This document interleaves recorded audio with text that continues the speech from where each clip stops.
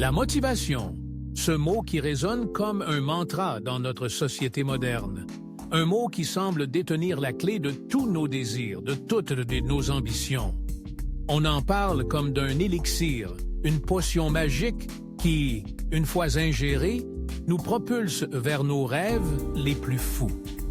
Mais qu'est-ce que la motivation vraiment?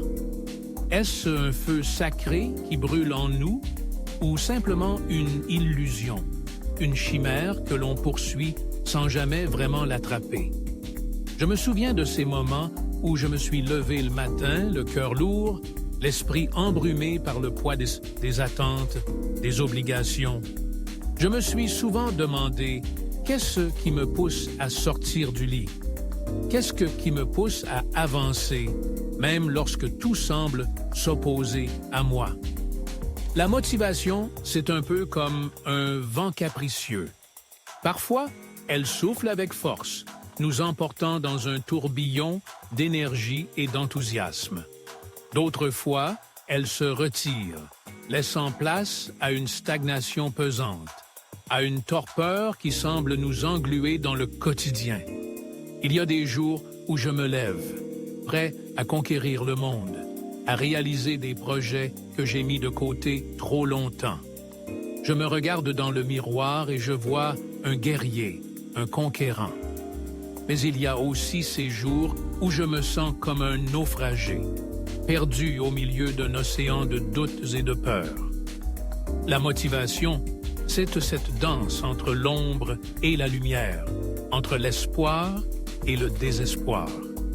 Et puis, il y a cette idée que la motivation doit être constante, qu'elle doit être présente à chaque instant de notre vie.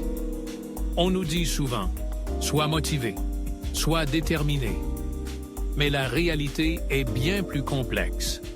La motivation n'est pas une ligne droite. C'est un chemin semé d'embûches, de détours, de moments de doute. Elle fluctue, elle évolue, elle se transforme. Parfois, elle se cache derrière un mur d'angoisse et il faut du courage pour aller la chercher. J'ai appris que la motivation ne vient pas seulement de l'extérieur. Elle ne dépend pas uniquement des encouragements des autres, des réussites que l'on peut observer autour de soi. Non, la véritable motivation, celle qui nous pousse à agir, elle vient de l'intérieur. Elle est nourrie par nos passions, nos rêves, nos désirs profonds. Elle est le reflet de qui nous sommes vraiment, de ce que nous voulons devenir. Il est essentiel de s'interroger sur ce qui nous motive réellement. Qu'est-ce qui nous fait vibrer? Qu'est-ce qui nous pousse à nous lever chaque matin? Parfois, il suffit d'une étincelle, d'une idée, d'un projet qui nous tient à cœur pour raviver cette flamme. Mais il faut aussi être prêt à affronter les obstacles, à surmonter les échecs. Car la route vers la réalisation de nos rêves est souvent parsemée de défis.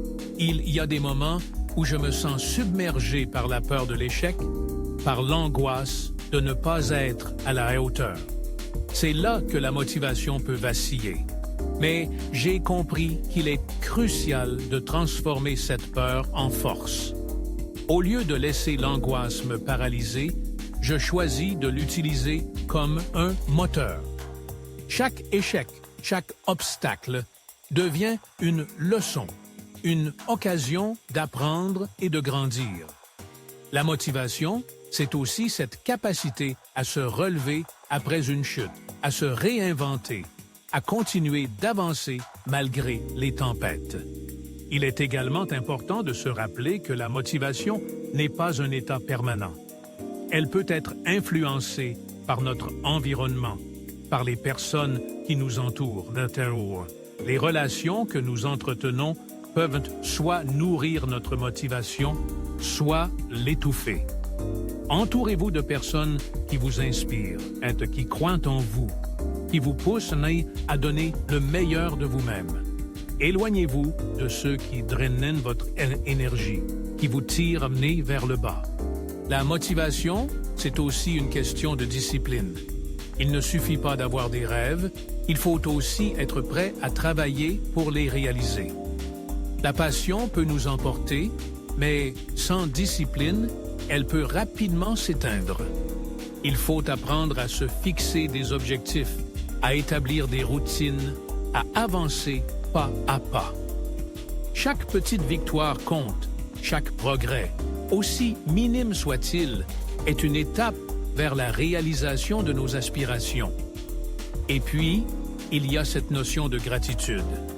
Être reconnaissant pour ce que l'on a, pour les petites choses du quotidien, peut également nourrir notre motivation.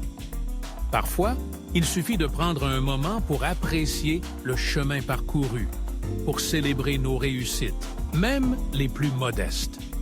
La gratitude nous rappelle que chaque jour est une nouvelle opportunité, une chance de grandir, d'apprendre, de se rapprocher de nos rêves. La motivation, c'est un voyage, pas une destination. C'est un chemin parsemé de hauts et de bas, de moments de doute et de moments de clarté. Il est essentiel de rester flexible, d'accepter que la motivation puisse fluctuer, qu'elle puisse se transformer au fil du temps. Ce qui nous motivait hier ne nous motive peut-être plus aujourd'hui, et c'est parfaitement normal.